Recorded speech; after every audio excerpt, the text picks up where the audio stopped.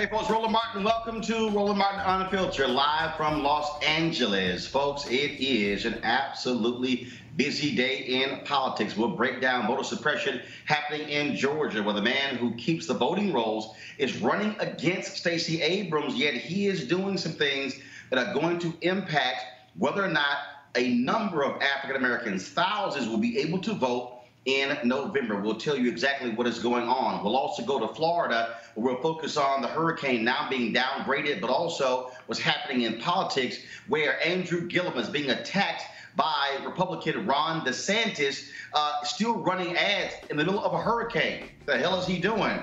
Plus, DeSantis, we now know he authored a book where he pretty much said slavery really wasn't that big of a deal. Last night, Donald Trump lied his ass off again at a rally about black people loving him and how he's done so much for African Americans. Then he writes this opinion piece in USA Today that is an absolute joke. Lies, lies, lies, lies, lies. We'll break it down with Trump Lives Matter. Also, Attorney General Jefferson Beauregard Sessions, he's back at it again, telling Chicago cops, hey, let's get rid of that consent decree. We'll talk to activists in Chicago about that as well. Plus, if the Democrats catch that blue wave, some black members of Congress will be chairs of major committees. We'll tell you exactly what is going to take place when it comes to that. Folks, it's time to bring the funk. I'm Roland Martin Unfiltered. Let's go. He's got it. Whatever the miss, he's on it. Whatever it is, he's got the scoop, the fact, the find. And when it breaks, he's right on time and it's rolling. Best believe he's knowing.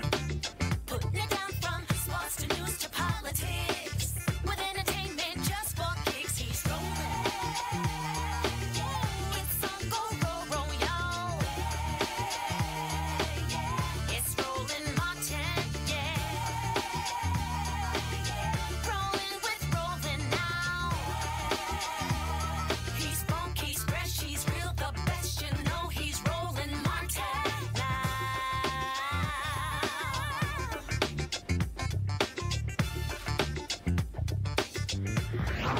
Martin.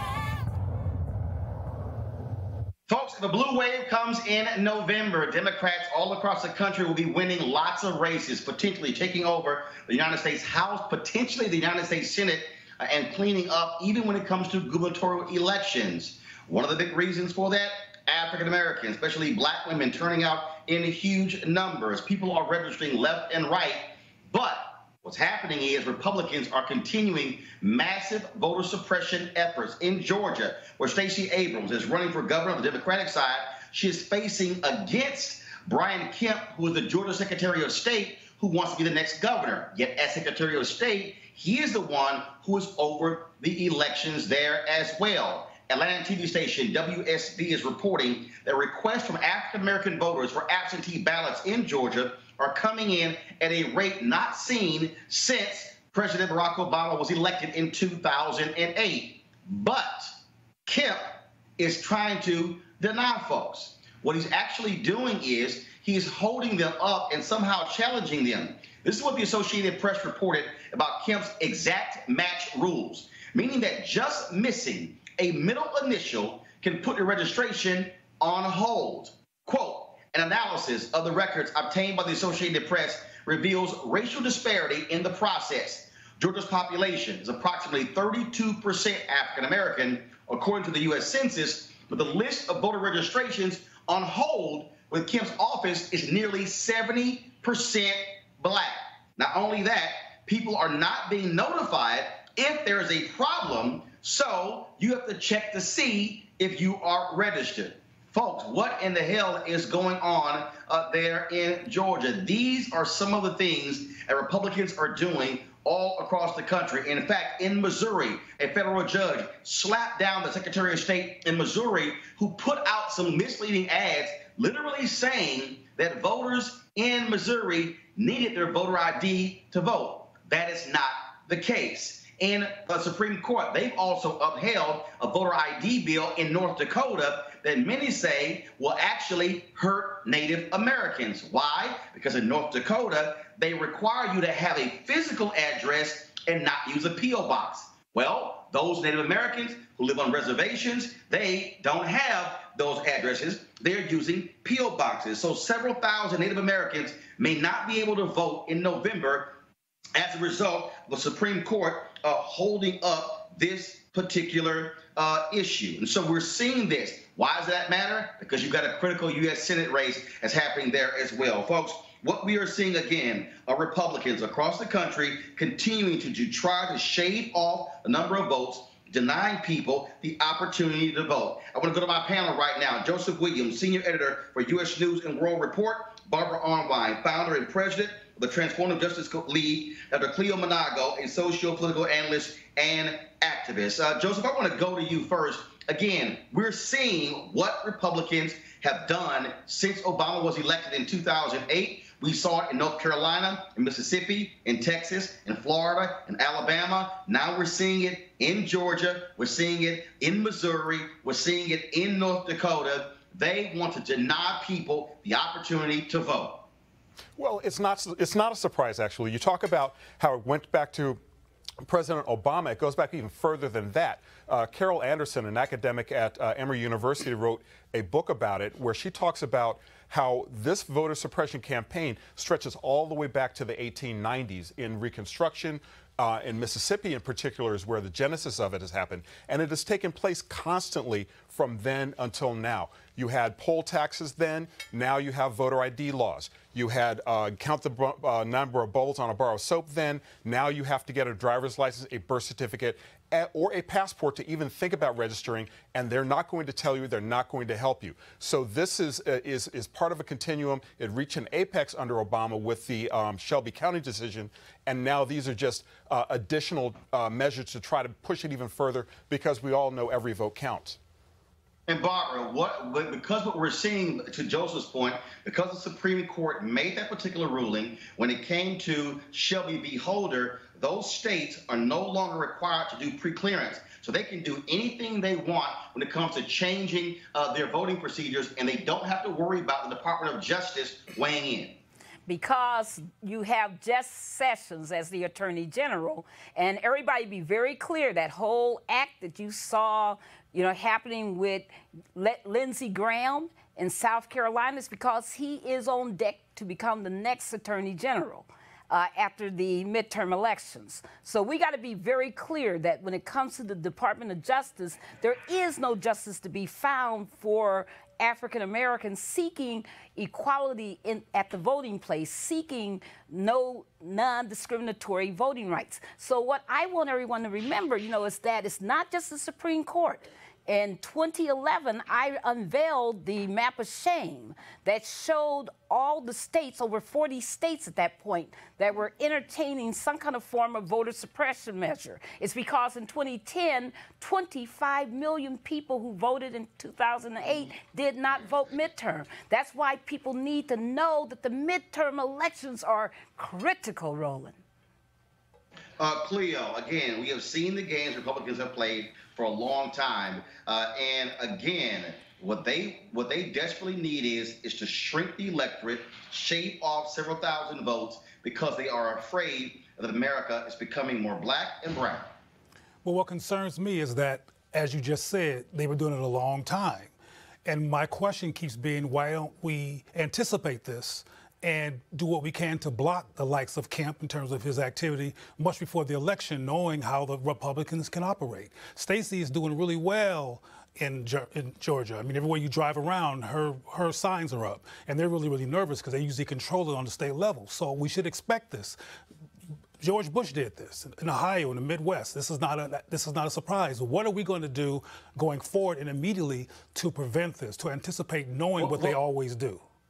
Well, here's what needs to happen is what State Representative Alicia Reese is trying to do in Ohio. Change the state constitution to have a voter bill of rights as opposed to every 2 or 4 years trying to go to the courts to change these things. We're seeing the ballot initiative in Florida. That's about polling at about 72% to give formerly incarcerated folks the right to vote. She has been desperate to get Democrats, to get progressives, to get these billionaires to fund this initiative because it's already been certified. If they can get the 330,000 signatures needed to put on the petitions, get it certified, they can put it on the ballot. unless we begin to say, fine, the Supreme Court not going to do their part. If you change the state constitutions, Barbara, and I know that's expensive, I know it's difficult, but if you change the state constitutions and you put in the state constitutions the affirmative right to vote, which does not exist in the U.S. Constitution, then we're not dealing with these same games being played by Republicans. And absolutely. And that fight is not only, in Ohio and other states, but Michigan. They have Promote the Vote, where they are pushing, for their state constitution and for their legislative requirements, greater access to the ballot box. These are, our efforts. When you were talking about and you mentioned the absentee voting flood that is happening in Georgia, that is activists on the ground. I've been working with them who are doing that work. They're having what they call pews to the polls. So they're at churches where people are filling out their absentee ballots and they're helping people to make sure they do them right and get them in the mail. So we know that our fight right now is against, all of this voter suppression, but it's for better, voting rights, including automatic voter registration. If you have AVR, as 13 states do, mostly white states, predominantly white states, but if you had automatic voter registration, 90% of your problems go away. So that's, one of the big things. Same-day voter registration is absolutely key. Online voter registration, right now, just think about it. Yesterday, 15 states closed out their voter registration. And of that 15, 4 people had almost zero options on the last day because all they could do is try to download a form and put it in the mail. It had to be postmarked that day. What people who had online voter registration could register all the way up until 11:59 p.m. That's what we're talking about. We're talking about really changing the dynamic where people don't see this as just an electoral battle, that we create permanent infrastructure where our whole battle is 24/7, 365 days a week, where our children don't only go to church and just attend, something called Bible study, but they do freedom school study. So they know what it means to vote and why the vote is so important to our freedom. But what, if anything, on a policy level can, like the Congressional Black Caucus, do in terms of a policy to minimize these interruptions of a democratic process? They can't, because the problem here is that by the Supreme Court and Shelby v. Holder pretty much gutting this Voting Rights Act, you no longer have the pre-clearance requirements. The Congressional Black Caucus can't do anything because you have a Republican, Sensenbrenner, who is from Wisconsin. Even though he has a bill many CBC members don't like, he at least is saying, the Supreme Court said Congress needs to fix the formula because it's outdated. Sensenbrenner, Republican, put forth a bill. He had about 10 or 12 co-sponsors 2 Congresses ago. This current Congress, he's got 3 or 4. So Republicans are like, we don't want this. They have no effort. You have Bob Goodlatte of Virginia, who chairs a House Judiciary Committee, does not want to call any hearings. You don't see the Senate Judiciary calling any hearings. Republicans don't want to change the Voting Rights Act. They don't want to improve it. And so since that's the case, we cannot depend on the Supreme Court. We can't depend on Republicans in Congress. The only way to go about this, we're going to have to go state by state. And frankly, we don't have to even target all 50 states. What you do is you target the states with the highest concentration of black voters, and you put it in the Constitution. And Joseph, real simple, white folks aren't going to vote against guaranteeing the right to vote in the Constitution, because these voter suppression efforts are impacting elderly white people, like in Wisconsin, young white voters, like in Wisconsin and North Carolina as well. And women, they are lumped in oftentimes with people who have struggled to maintain access to the vote. What you're saying, Roland, is 100% correct. You can't depend on Congress at this moment. Until things flip, nothing's going to change. The second thing is you have a very real threat in Supreme Court Justice Brett Kavanaugh, who, with Supreme Court Chief Justice John Roberts, both worked together in justice departments to repress the vote under Nixon and under Bush and under Reagan to a degree. So what you also have now are volunteer squads that are going state to state, to register people who help them get the documents that they need, help them get the kind of access to the polls that you're talking about. The problem here also, it's a great setup, but the problem here is money. And that's one of the things that Republicans are depending on, is the fact that this has to be a volunteer effort. This has to be an effort outside of government, and it's going to cost a lot of money. One of the reasons why... Again, let me explain to everybody who's watching, because you might be saying, oh, it's all emotional. No. A federal panel found that in North Carolina, Republicans in North Carolina had a laser-like focus on black voters. They were specifically asked in emails, when are African Americans voting in early voting? 70% of African Americans in North Carolina voted the first week of early voting. So what did they do? Got rid of all of the early voting locations during the first couple of weeks, and they only had one location open in each county. Guess who copied that? Ohio. Other states saw it. So what Republicans are doing, Barbara, and I got about 45 seconds before I go to the next topic, what Republicans are doing is that they are finding, they're threading that needle. They're finding the legal ways to shave off 5,000, 10,000, 15, 20, 30, 40,000, and then all of a sudden you look up, we know from the studies, upwards of 200,000 people in Wisconsin were impacted by their voter ID. And in the last election, a federal judge called in Governor Scott Walker, even though the Obama Department of Justice okayed their voter ID and said, why are you dragging your feet issuing voter IDs? So even though they got the law approved by DOJ, they still were dragging their feet in delivering the IDs because they did not want those folks to vote. Barbara, final comment before I go to the next topic. Yes, and the most important thing for us to know is that you can only win, as Reverend Jesse Jackson says, if you fight. And the reality is that we have been overcoming and beating them at this game when we organize, when we fight, when we turn out, when our churches do what they need to do, when our civic groups need what they need to do, when everybody who's listening does and watching does what you need to do. This is our fight. This is our moment. This is our time. We got to seize the moment.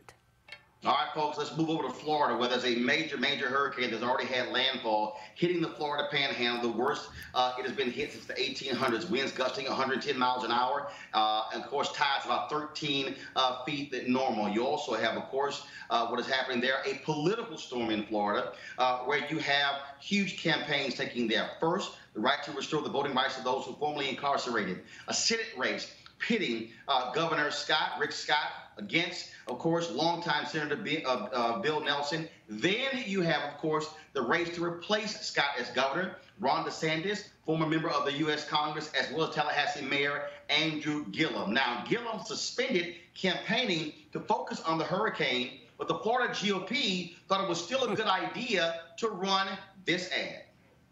After the hurricane, we had no electricity for over a week. Utility companies lined up trucks to restore power. But as mayor, Andrew Gillum refused help from workers. The trucks just sat while people suffered. Incompetence or extreme politics? I don't know. But leaders are supposed to help people in tough times. And Andrew Gillum, he didn't help us. He failed us. First of all, Joseph, I want to go to you first. How despicable. Normally, when you have a major event like a hurricane, political campaigns actually suspend their commercials. For the Florida GOP to run that ad when a hurricane is on its way is shameful. They have been getting criticized, folks all over Florida, saying, how dare you even do such a thing. I even saw a tweet from Elise Jordan, who is a Republican contributor to MSNBC, who also criticized that. These are the games that Florida Republicans are playing. You're attacking a guy about a hurricane when a hurricane is hitting the state as we speak. That's not leadership. No, it's not leadership, but it also is indicative of what we've become or what we've reached in terms of the Republican Party. Again, part of a continuum. Stuff that used to be despicable and abnormal isn't anymore. Stuff that used to be behind the scenes is now out in the open. So it doesn't surprise me that they would run this ad. It also doesn't surprise me that people would criticize them. But what also, the third thing that doesn't surprise me is the fact that they probably really don't care. At this point, it's about holding on to power. At this point, any means necessary, anything we have to do to hold on to the power, And that, again, stretches back to the whole voting rights issue that we were talking about, excuse me, about the fact that you're willing to cheat to win because you know the numbers are not on your side, the trends aren't on your side, and history is not going to be on your side. So the ad itself is not mind-boggling to me. What is mind-boggling is the fact that we're even talking about them having done such a thing. All right, the Super Black, I know you're going to appreciate this here. Ron DeSantis, of course, began his campaign using the phrase monkeying around with referring to his black opponent, Mayor Andrew Gillum. But now Gillum has something else. It turns out that Ron DeSantis, in 2011, wrote a book called Dreams from Our Founding Fathers, where he attacked President Barack Obama.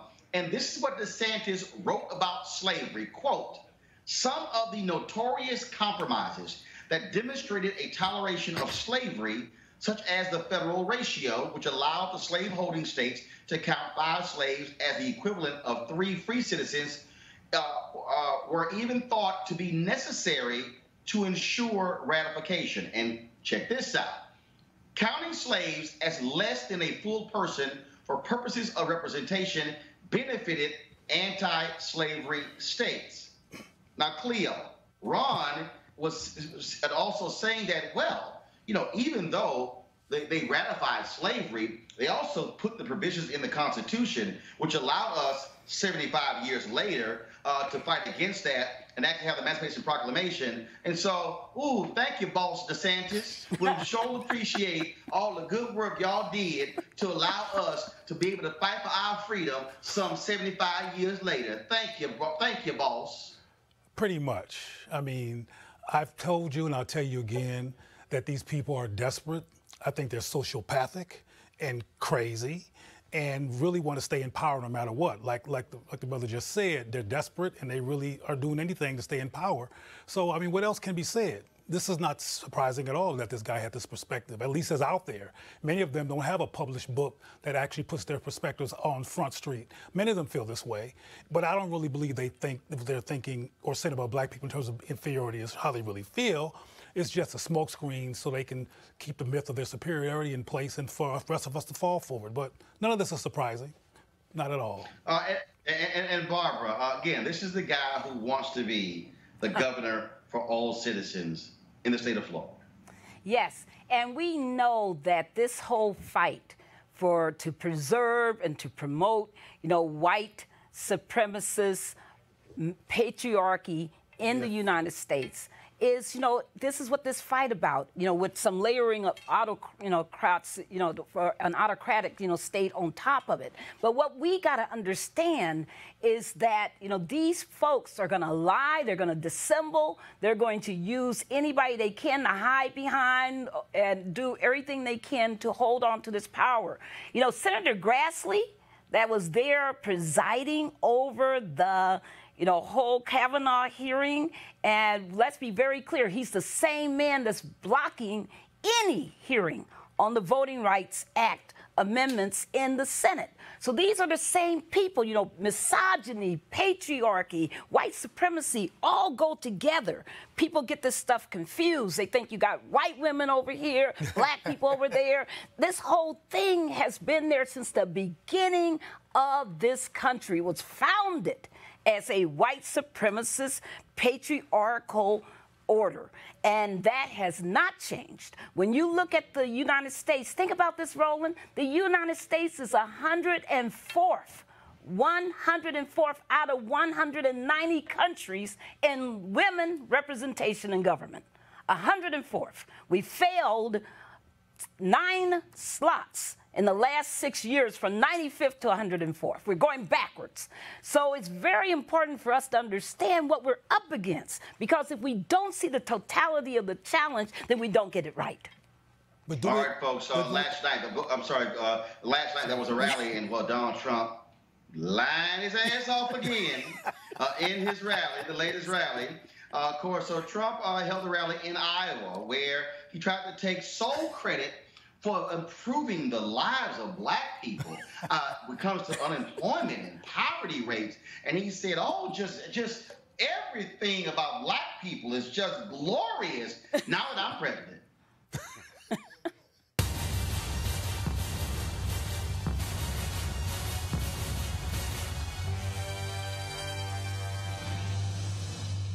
African-American unemployment has reached its lowest rate ever recorded in the history of our country. And African-American poverty has reached its lowest rate ever recorded.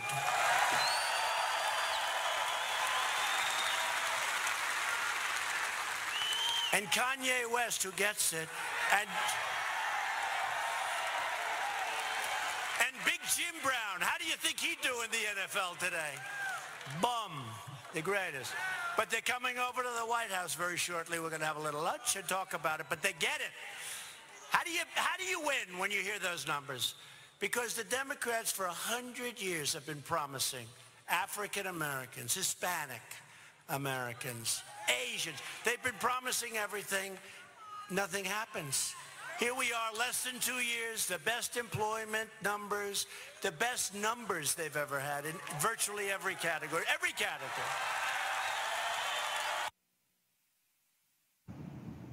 Okay, y'all. If you want to see what a lying white man looks like, that's Donald Trump. Okay, first and foremost, he said every category, black folks are doing better. Y'all, black home ownership rate hit a high of about 60.9% in the 2000s. It is below 45. That, to me, don't sound like we're just doing so great. 70 years ago, there were 1.9 million black-owned businesses in America. 1.8 million black-owned businesses had one employee. Today, there are 2.6 million black-owned businesses. 2.5 million have one employee. When we had 1.9 million black-owned businesses, they were doing an average of $110,000 in revenue a year. Today, with an additional 700,000 black-owned businesses, they're doing an average revenue of $54,000. I'm sorry, please, Joseph, tell me how things are just going so great. And I really got to have you, Barbara, and Cleo address this here. If Trump is just so amazing for black people, why won't he come talk to the NAACP and come talk to the Urban League? Or go talk to Rainbow Push, or National Action Network, or the National Association of Black Journalists? Why won't he sit down with members of Black Press? See, I figure if it's all gravy, oh man, you should be willing to talk to people. But no, you go to one of the whitest states in America and tout how great black folks are doing. Well, it's I don't even know where to start. I mean, honestly, he won't go to any of those organizations because he knows this stuff is not true. Right. And there are two words that keep him from doing that: reality check. All right, number one. Number two, these are statistics, made up statistics for white people. They're not for black people, because black people would say, listen, what are you talking about? This is nowhere true. Go down to Decatur, Alabama. Go down to Jackson, Mississippi. Go even to the South Bronx. Go anywhere, and you will find that we still have very real, very serious challenges as far as black unemployment is concerned. And even if you put those numbers in context, even if you assume that he's telling the truth, black unemployment has historically been double that of whites. So even if he is telling the truth, and we have a 3 percentage point unemployment rate among broadly America broadly, that still represents a 6% unemployment rate in African Americans. So that's roughly, one out of every, I get the math wrong, but anyway, the point is there are still problems in the fact that we still have an unemployment rate that's double that of whites. He's making this stuff up. It's not true. He doesn't want to come clean on it, and it's not for our consumption anyway. But why should he come clean? What he's done has worked. One thing you can't deny about Donald Trump is that he's been consistent. He's doing the same thing he did before he became president, and before I, among others, predicted he would become president. Why should he do anything different? It works. And also, there's something that we may or may not be realizing here. On the way over here, I was in an Uber, and I was talking to a young lady, a black woman, about politics, and she talked about how she appreciated how passionate and real Donald Trump was, as opposed to how stoic other presidents have been. She appreciates his emotionality, his realness, and not that I think that's sane or something that people should actually follow. The bottom line is that the optics, the passion, the quote-unquote realness that he says, because people don't do any research. And when he was running for president, CNN and other places would line up some of his lies. the man became president of the United States anyway. So it works. But Leo, you nailed it. And I've heard the people say, yeah, I know he lying, but he speaks his mind. But that, Roland, that's It's like, because... wait a minute, it's like, have y'all lost y'all damn mind? It's like, I know he full of it and he just making stuff up, but he gonna tell you what's on his mind. Like I keep saying, dude, I'm in Los Angeles right now. I can walk out this building and I can run into a babbling idiot on the street who gonna be hollering, yelling, cussing, anybody walk by. He's speaking his mind. I don't want his ass to be the president.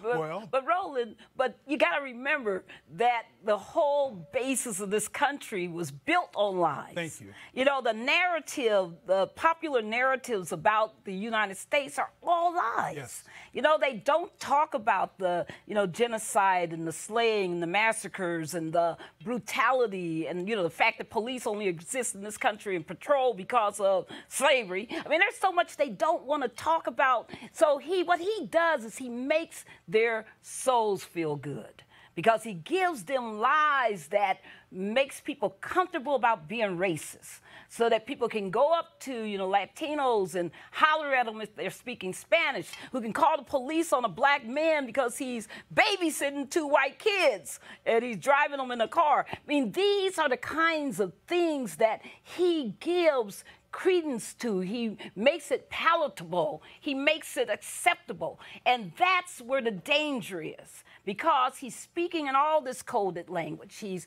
playing on all this racial memory. He's coming up with ways of making white people not understand and not feel like they got to fight against racism. And so we have to bring that battle.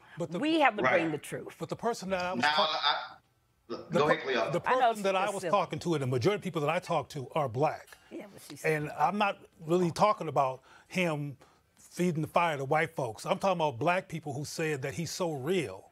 Yeah, but look at the approval ratings from blacks. It's not that good. Look, we just got to go ahead and say it. It's some ignorant black folk, right. And look, like Trump talking about, Kanye coming to the White House, and I know everybody's talking about the CNN segment last night where Bakari sells and Terra said, see, here's the deal. I'm not gonna sit here and call Kanye crazy. I'm not gonna say he's got a mental disorder, because he does. But here's the piece. I'm gonna deal with reality, and I'm gonna say, I don't care if Jim Brown is going to the White House for lunch. I don't care if Kanye is going to the White House for lunch. Guess what? Roland Sebastian Martin went to the White House for lunch when Trump had bought it by the TV anchors. And you know what I did? I didn't go there wearing no damn red Make America Great Again hat. I walked in there with my notepad and with some questions saying, what you gonna do about the issue of Chicago and violence? What about the issue of your Department of Justice when it comes to the consent decrees? What about housing? See, Trump don't want to answer those questions. And see, so I don't mind black folks going to the White House. What I mind is whether you're gonna sit there look like a bump on a log and actually challenge him, saying, okay, fine. You want to sit here and talk about what you do for black people? Okay, let's get down to the nitty-gritty. That's why I disagree. The Congressional Black Caucus last year declined the second meeting with Trump.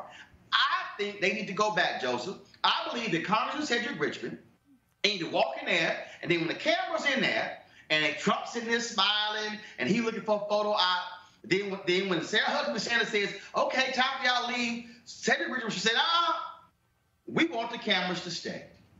We want the American people to actually see this meeting. And if the cameras don't stay, we gonna leave. And then, now Trump gonna be stuck. Now what if the cameras stay? Because he loves having the cameras, Joseph, when it comes to his cabinet meetings. So what then happens if they say, no, let the cameras stay? And then the cameras are recording, jamming him up on the issues, jamming him up on why he wants to cut out the minority supply development offices, jamming him up on consent decrees, jamming him up on voter suppression. See, that's why we should meet with them. See, don't fall for the okie doke with Jim Brown and Kanye West. No, say, why won't you meet with civil rights organizations? Have the camera stay and then see how he responds, Joseph. Well, he definitely will respond, and he definitely likes the attention. The response is probably not what he would want to do, and he probably would deliver some kind of a platitude that would disappear in the ether as soon as the camera stopped. So we know that he does like attention. We know that he can be pressed on the issues. If he's not prepared, that's the sweet spot where you get some real traction on some of the issues. Now, he never will. I'm going to tell you what you're going to get. I don't know about that. I'm unfamiliar with that. And then they'll be looking around like, oh, that wasn't on the agenda. No, see. But he doesn't like to look bad. So if that doesn't. My point is, if you're the Black Caucus, don't send a letter saying we're not going to meet. Say, no. We welcome a meeting. Well, we would love but to Roland, meet. part of the problem is that people got to remember what we're talking about, this leadership, the lack of thereof. That this man, you can meet with him all you want to. He can make all the promises he wants to. He can have all his cabinet there and make the promises. And then you walk away and he flips his mind the next day. You know, we got to talk about the fact that this is not a true leader. Barbara, we know that. But the point I'm making is this here.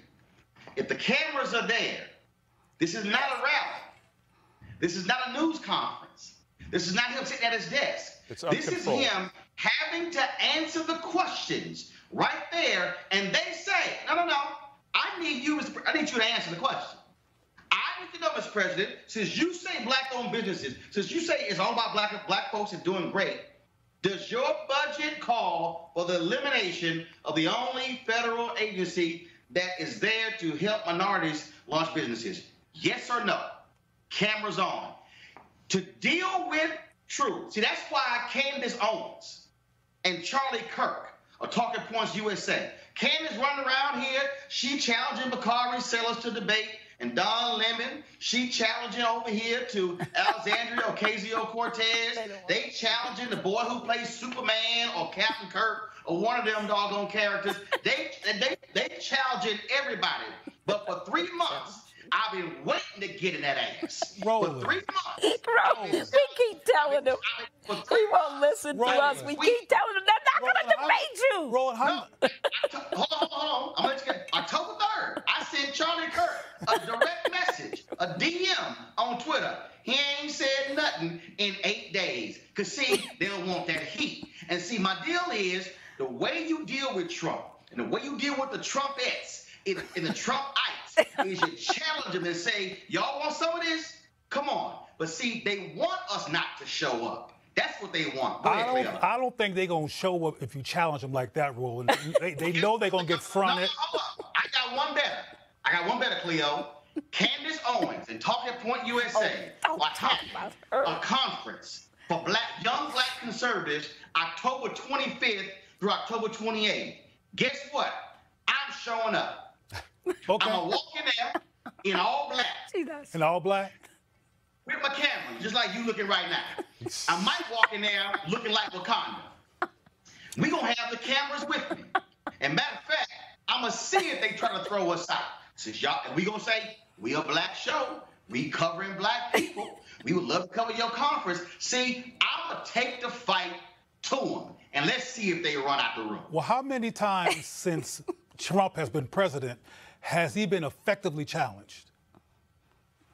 Because he knows how to dodge. Nobody has effectively challenged. He weaves and dodges. So how? They scared too. Well, that's the Congressional Black Caucus and these people that you're mentioning who should do what they should do, they're not doing it. I think a real important question is to unpack why they're not doing it. What's up with folks? Why are people traumatized or disoriented or fearful? What is going on? Particularly when they're in policy-making positions. Well, remember that they met with him and they left that policy manual. He asked for the policy manual. They gave it to him. He never responded. I mean, come on. You know, they realized that they were wasting their time. And they did not. That's what I'm talking about. You can't leave the manual. You leave the manual and say, oh, no, we'll come back for a meeting. We'll come back. Cameras, I want y'all to stay. That's all I'm saying. So again, here's my deal. If Donald Trump wants to respond back with the facts, I'm I'm like, let's go. But while you got your sheet, I'm going to have my sheet. And I'm going to sit here and nail you, and it's going to be on camera, and then you can't keep sitting here lying. And I'm telling you, that's why Candace Owens don't want to debate. Charlie Kirk don't want to debate. That's why I straight up whooped that ass of Larry Elder in 2016 in Los Angeles, because he want to lie too. That's why I'm telling you, because the deal is what they used to these soft brothers and soft sisters who not gonna come at them and gonna come at them hard with the facts. Well, maybe you should be strategic. Maybe you should pretend to be soft and do a week do a week of soft performance so they can be open to you, and then do a Trojan horse thing and drop the black bomb when you get up in there. I can't. You can't do soft. That's just. You can't do soft. I can't do soft. Well, I'm trying to give you strategies in which to actually engage these folks like you want to. You come and say, "I'm gonna get you. I'm gonna give you." You know, they gonna laugh. They're not gonna let you in. Cleo, I'm just letting you know right now that ain't gonna happen. I'm just letting you know right now that is not gonna happen. Okay, so I'm just gonna let you know. All right, y'all. I'm gonna go to a break right now. We come back. We're gonna talk about this potential blue wave that's on its way. This tsunami. Will it wash out Republicans? Will it wash in Democrats with a conscience? We'll break it down next. What you want? Baby, I got it. What you need? You know I got it. All I'm asking is for a little respect. Just a little bit. Just a little bit. I ain't gonna do you wrong. While you're gone. I ain't gonna do you wrong, 'cause I don't wanna. All I'm asking is for a little respect. Just a little bit.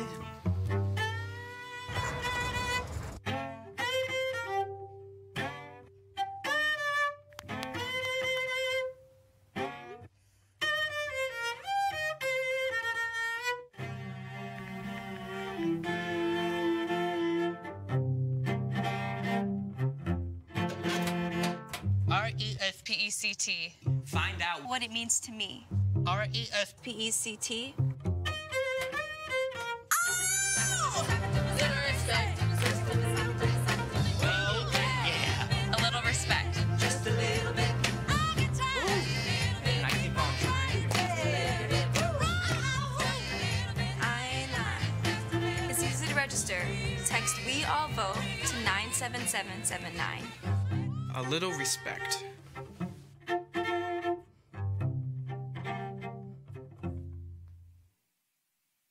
All right, y'all. Well, Beauregard Sessions, he's at it again. Jeff Beauregard Sessions is going to file an appeal in federal court opposing the proposed court order that would force sweeping changes in the Chicago Police Department.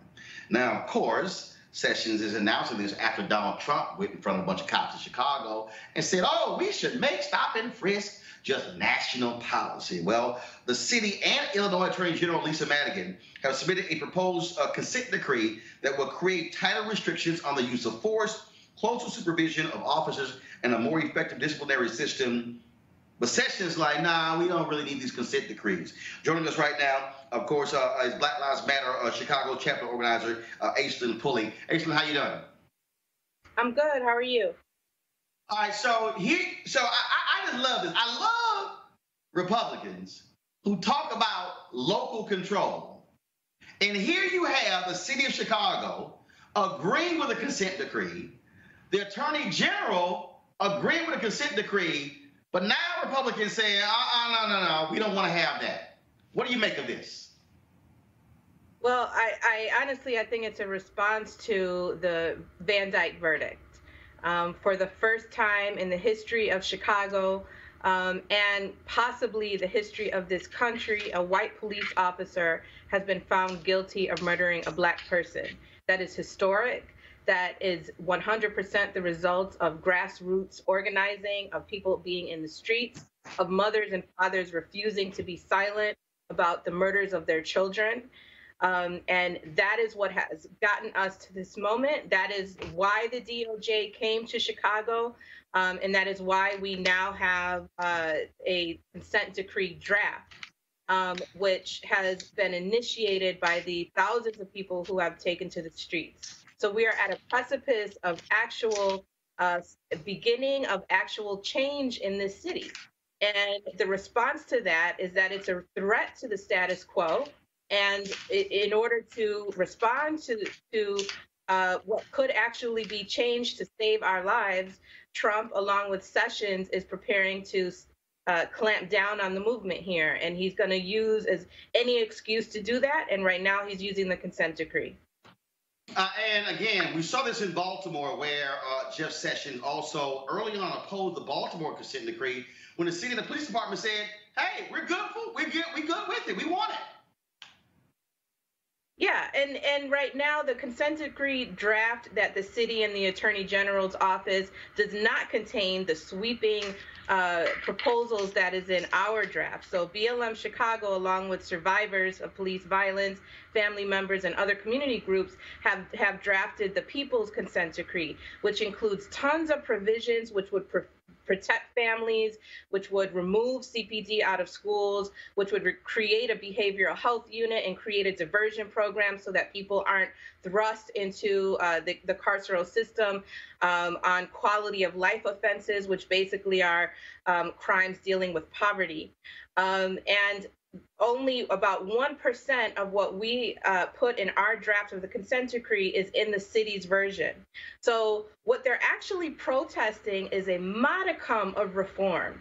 The consent decree right now, as it stands, as the city's version, is not in any way radical, but it shows how far to the right Trump and Sessions are, that even the most modicum of reforms is seen as an absolute threat to them.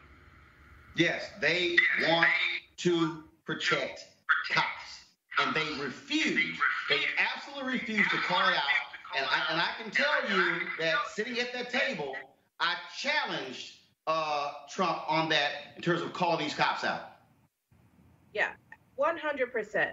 And what they're really preparing to do is to fight back to reestablish full police impunity. Right now in the city of Chicago, we are challenging that. We are trying to overturn the fact that CPD has run rampant since the 50s. CPD has been torturing and occupying our communities. John Burge just died a week and a half ago. He was the former police commander that tortured over 120 black men from 1970 to 1990 and was never held accountable for that. He just died a week and a half ago. Last Friday, we have the first conviction of a white police officer ever in the history of this city. What they are trying to do is overturn this work that we have been doing on the street and that has come through the blood, sweat, and tears of the thousands of people that we have lost to police violence.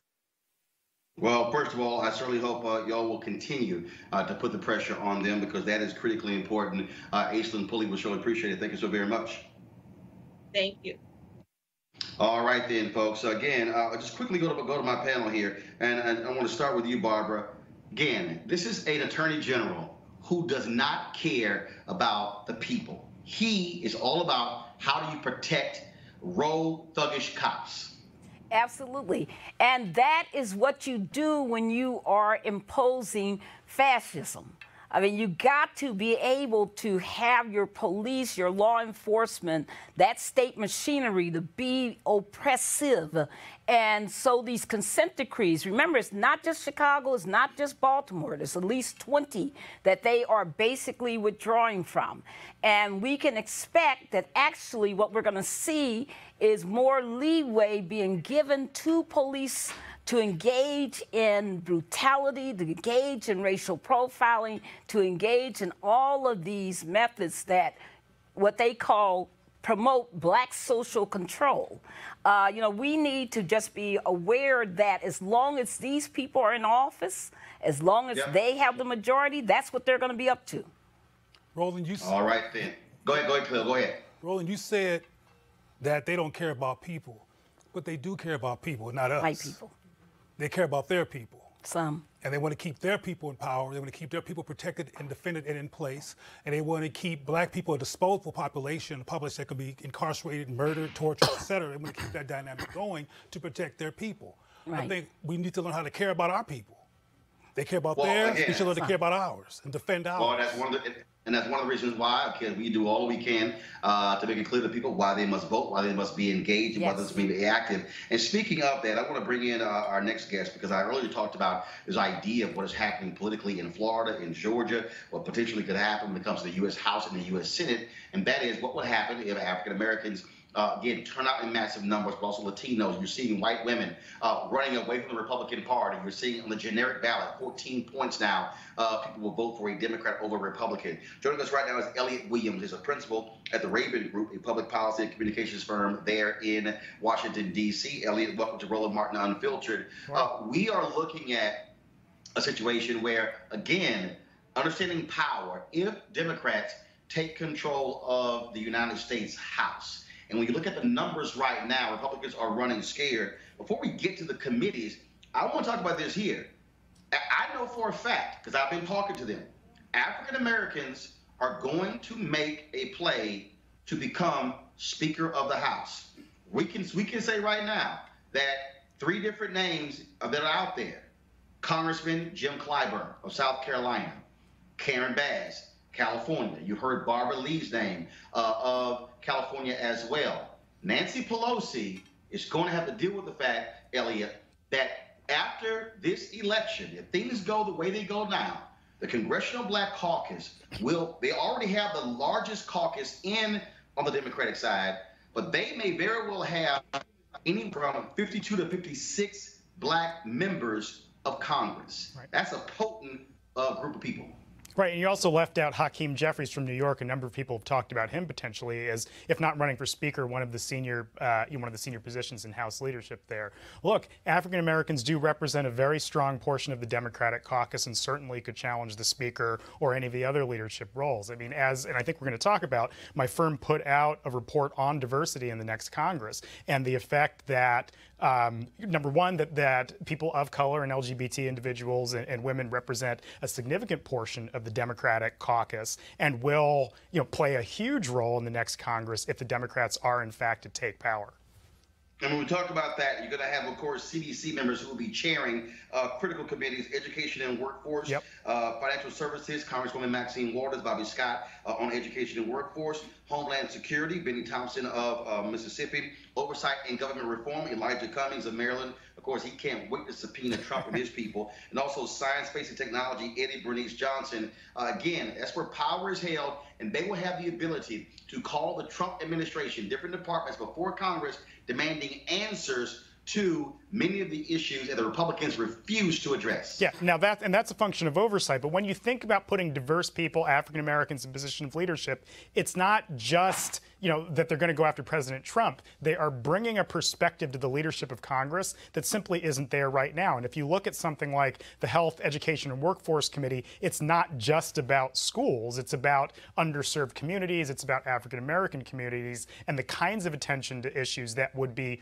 brought, potentially by African American or Latino members of Congress. A great example is the Appropriations Committee would be potentially, the Homeland Security Appropriations Committee might be held by Lucille Roybal Allard, who's a Latino woman, and would put a different focus on potentially overseeing reports coming out of regarding to the wall and to family separation and so on. So all of these people, and I know we're talking a lot about African Americans, but it's across the ethnic spectrum here. All of them are going to potentially bring a new focus to Congress and to the leadership of Congress, and thinking about broadband and access to infrastructure, all these things that we think about in the context of Democrats. But when you put a racial or ethnic lens on it and the kinds of things that these leaderships will bring, it's going to be a very, very different Congress than not your father's Congress, for lack of a better way to put it.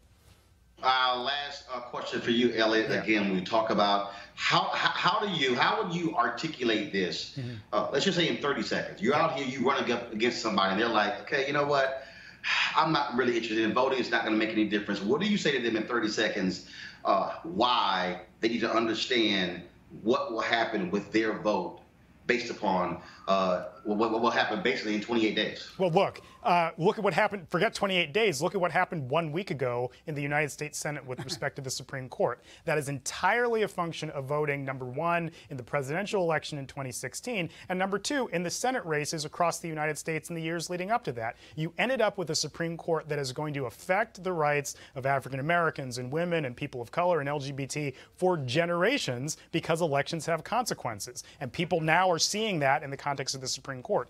And you put that across every other potential issue that touches people. You know, I talked about immigration and infrastructure and all these things that aren't just about these big things that governments do, but affect people's lives every day. And so absolutely, and you were talking about oversight of the president, same thing. The current Congress has not subpoenaed the president or called his people in to testify and so on. And so every possible issue that affects people, viewers of this show or just across America generally, it will be vastly different. And so the idea that your vote doesn't matter, it's, people need to get that out of their heads now, because and again, there's nothing clearer than it just happened on a national scale a week ago. Nothing clearer than the Supreme Court. Elliot Williams, first of all, that wasn't 30 seconds, but I'll go ahead and let you off the look on that. I got a lot to say, I got feelings, I got thoughts. Yeah, I got you. Right, you in your feelings. All right. Elliot Williams, Raven Group, I appreciate it, man. Thanks a lot. Thank you, sir. All right, folks, time for our HBCU Giving Day School.